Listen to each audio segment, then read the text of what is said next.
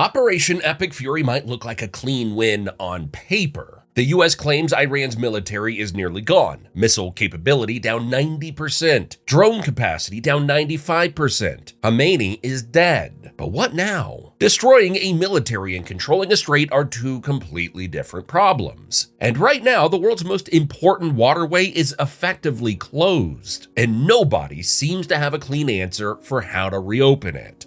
Why does the strait matter? The Strait of Hormuz is 21 miles wide at its narrowest point. Around 15 to 20 million barrels of oil pass through it every single day, roughly 20% of all globally traded oil. About 20% of the world's natural gas goes through there too, mostly shipped out of Qatar. It is, without exaggeration, the most important shipping bottleneck on the planet. There are bypass routes. Saudi Arabia has a pipeline that can redirect up to 5 million barrels a day to the Red Sea. The UAE has another that handles 1.5 to 2 million barrels a day. Combined, that still leaves a gap of over 10 million barrels per day with nowhere to go. The alternatives don't come close to covering it. Iran knew it couldn't win a straight-up military fight, so it didn't try. Instead, it spread anti-ship missiles, Shahed 136 kamikaze drones, and sea mines all along its coastline, hidden in caves and on vehicles that can move around, deliberately hard to spot and destroy from the air. The result? As of early March 2026, 0 commercial tankers over 10,000 tons had entered the Persian Gulf heading west. Not one. Shipping insurance costs exploded, jumping from 0.125% in between 0.2% and 0.4% of a ship's total value per trip. That adds hundreds of thousands of dollars to a single voyage. Most shipping companies simply stopped going. Iran can't use the strait anymore either, but it doesn't need to. Blocking everyone else is enough.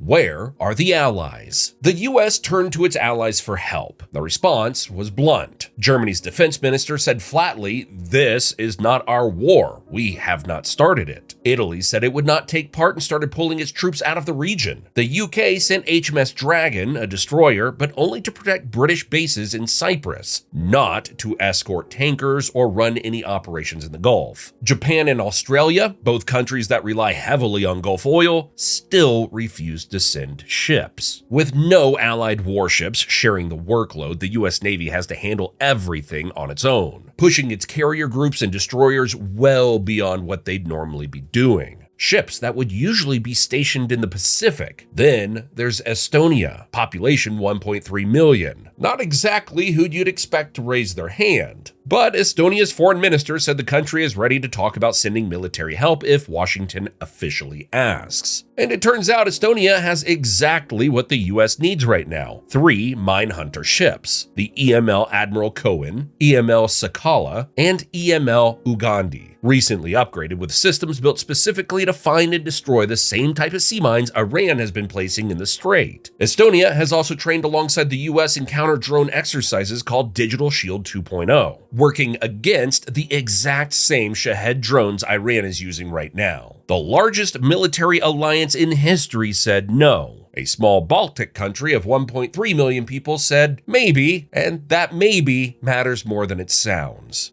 What can we expect? Based on everything on the ground right now, there are 3 realistic paths this takes, ranging from manageable to genuinely catastrophic. Scenario 1 is the best case, carrying a 15 to 20% probability. The leadership vacuum in Tehran proves fatal to Iran's whole strategy. Without Khamenei and the senior IRGC commanders, the scattered coastal units run out of locally stored weapons and abandon their positions. With the threat degraded, the US brings Estonia's minehunter ships into the 5th Fleet, pairs them with the American MH-53E helicopters and underwater drones, and methodically sweeps the minefields under a massive air and naval escort. This is the only scenario where the strait gets physically properly cleared. Insurance companies cautiously come back, tanker traffic resumes, and oil drops back to the $70 to $80 range. The crisis gets labeled a short-term shock by the Fed and the IMF. It's over within 1 to 2 months, and the Trump administration claims it as a full vindication of going in hard from the start. Scenario 2 is the most likely outcome, sitting at 55 to 60% probability. The IRGC doesn't fall apart. Hardline survivors take control and treat the strait as their last real card to play against against the West. They keep dropping mines from mobile platforms and keep sending drone swarms at vessels. The US can't fully clear the mine safely, so instead it carves out a narrow, heavily guarded transit corridor and escorts commercial convoys through it. Essentially a modern version of Operation Earnest Will, a similar US convoy operation the US ran in the 1980s. Ships move, but slowly, in military convoys, creating massive backlogs and congestion at major ports like Dubai's Jebel Ali. It works, but just barely. It stretches American naval capacity to its limits, pulls warships away from the Pacific, and burns through ammunition faster than it can be replaced. Oil settles into a range between $90 and $120 a barrel. Persistent, painful, and politically toxic. This one runs 3 to 6 months minimum, with no clean way out. Scenario 3 is the worst case, carrying a 20 to 25% chance. Iran, backed into a corner and facing total collapse, decides that if it's going down, it's taking the region's energy infrastructure with it. Rather than fight the US head-on, it fires surviving missiles at the oil and gas facilities of its neighbors. Saudi Arabia's Akaik plant, which processes a huge share of the world's crude oil, gets hit. Water desalination plants go down. Iranian-linked hacker groups attack power and water systems across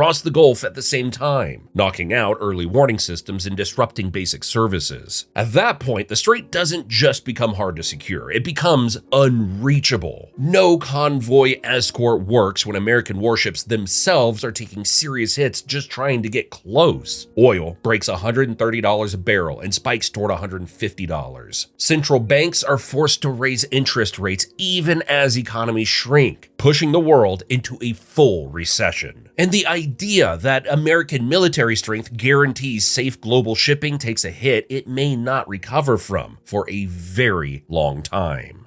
What it's already costing. Here's what the economic data is already showing, even before any of those scenarios fully plays out. Brent crude briefly touched $120 a barrel, up 65% from pre-war levels. Freight rates doubled as cargo ships rerouted around the Cape of Good Hope. 1/3 of global fertilizer trade normally moves through the Strait, meaning food price inflation is already baked in for South and Southeast Asia. US gas prices climbed 25% since hostilities began, hitting $3.72 a gallon nationally. That number is already reshaping political forecasts for the 2026 midterms. Meanwhile, Bitcoin surged 13 to 20% over the first 3 weeks, outperforming gold, silver, and bonds simultaneously. Analysts are reading that as investors hedging against the dollar being used as a geopolitical weapon, a trend accelerating inside BRICS nations already looking for alternatives to the US-dominated financial system. China, which normally buys over 75% of Iranian oil exports at steep discounts, is now watching 40% of its own total oil imports get blocked by the same country it was buying cheap crude from. That relationship is under serious strain. The US destroyed Iran's military. That part worked. What nobody had a clean answer for was what comes after, when the bombs stop falling and a 21-mile wide channel of water still decides how the global economy breathes. If you want to go deeper on this, check out the video you now see on your screen. Thanks for watching.